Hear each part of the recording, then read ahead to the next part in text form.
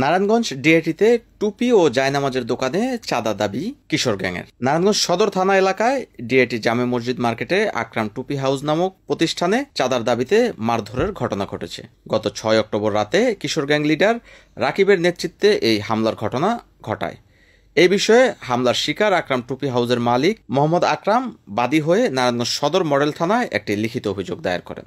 ঘটনার বর্ণনা দিয়ে মোহাম্মদ আকরাম বলেন, আমি মোহাম্মদ আকরাম হোসেন আজ বিগত 35 বছর ধরে ডিআইটি রেল কলোনি কেন্দ্রীয় জামে মসজিদের সামনে আকরাম টুপি হাউস একটি প্রতিষ্ঠানে আমি চলমান ব্যবসা প্রতিষ্ঠানে আমি চালাই যাচ্ছি।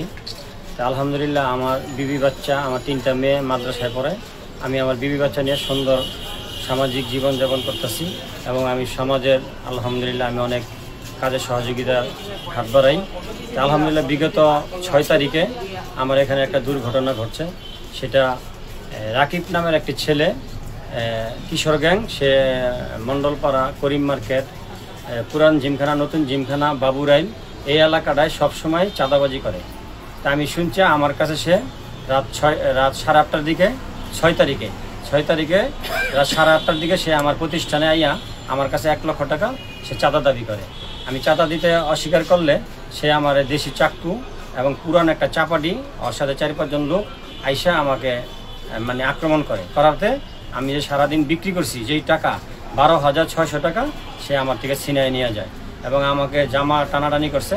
পরে আমি যখন আমার প্রাণ জানের আমার হুমকি, যখন দেখি যে আমার জান বাঁচে না, তখন আমি চিৎকার দিলে আমার আশেপাশে সমস্ত দোকানদাররা আসার পরে মুসল্লি ওই টাইমে জামাত 8:30টার দিকে জামাত শেষ হয়।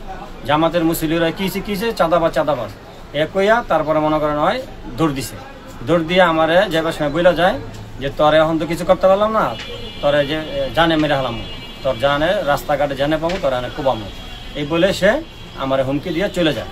তারপরে আমি দিশা মিশা না পাইয়া আমি এলাকার মুরব্বী এবং মুসল্লি ব্যবসায়ী সবার সাথে পরামর্শের ভিত্তিতে আমি নারায়ণগঞ্জ সদর মডেল থানায় আমি একটি লিখিত অভিযোগ দেওয়ার পরে পুলিশ তখন তদন্ত আসার পরে আমার আশেপাশে সমস্ত লোকের জিজ্ঞাসা করার পরে এরপরে পুলিশের কাছে স্বীকার কাছে যে আমি আকরামের থেকে টাকা নিছি, এই টাকা আমি দিমু। আমি পুলিশ বলছে যে তুমি থানায় আসো, বলছে থানায় আমি টাকা দিয়ে যেতেছি, দেয় নাই। পরবর্তীতে 2-2.5 ঘন্টা রাত 10টা 10:30টার দিকে সে অন্য একটা নাম্বার দিয়ে আমার ফোন দিছে যে তোর পুলিশ বাবারে কইয়া আর এলাকার মানুষের কাছে কইয়া তুই কিছু করতে পারবি না, তুই জীবনে বাঁচবি না, দোকানদারি তো করতে পারবি না, তবে আমি জীবনে মেরে হালামো। এই কিশোর গ্যাং রাকিব সে এমন একটা ব্যক্তি, তার আমি পরে খবর পাইলাম যে সে এমন একটা ব্যক্তি সবসময় অস্ত্র নিয়ে এবং দেশি চাকু নিয়ে মহড়া দিতেছে যে আমারে যে কোনো মুহূর্তে পাইলে আমারে মেরে ফেলাইব।